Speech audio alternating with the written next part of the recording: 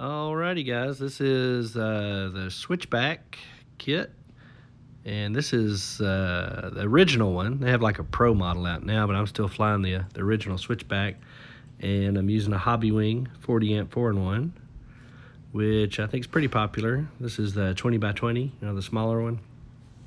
See how I twist those wires underneath the capacitor, and that just gives me enough room to squeeze it in between the standoffs there. And some guys have talked about removing it, but it seemed to work fine. I've been using this H7 flight controller for my last few builds. This is my third 5-inch quad I've used this flight controller for. I got the version with no plugs because I don't like plugs. It requires more soldering. That's the run camera I've been using. A lot of soldering with this sort of build. You see all the pads there. I'm getting better, but I do use magnifiers when I do the soldering, and some nice sharp tweezers.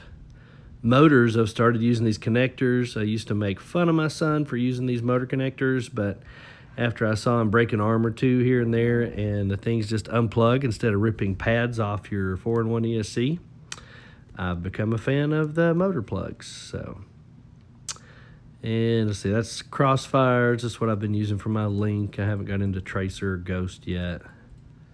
I like that Immortal T antenna. It seems to work even though it gets chewed up. The Unify Pro 32 Nano seems to be, I like it because it has a button on it. I used to use the older Nanos with no button. So, and I've been using just a straight UFL. I built 3 quads. I did 2 left-handed polarization and 1 right-handed, so at a race, I'll just fly left-handed until I have to use a right-handed. And that's just the pinouts, just to make sure when I was soldering that I didn't mess that up. But I think if I had a regular connector and a plug version, I do not think I would have had to repin anything. It would have been nice. I just don't like the plug sticking out, the side. And that's me putting the XT60 on for the main power.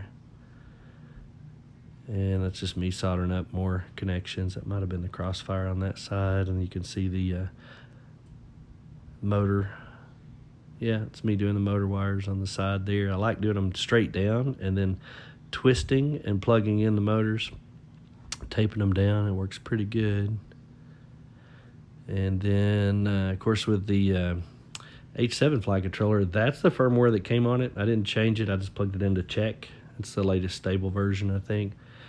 And I didn't really need the computer for anything other than I wanted to change some ESC settings, and I used the BL Heli pass-through that works with the H7 now. So changed a couple of things for motor timing. I think I did 27 DMAG compensation set to low and 48 hertz or kilohertz, and then that's just me goofing off at the end. But anyway, just built that quad today. It's the third one I've built recently, so I kind of know how I want to where I want to put everything. So they're coming out pretty good now, and it's flying good on defaults. So far I haven't changed anything.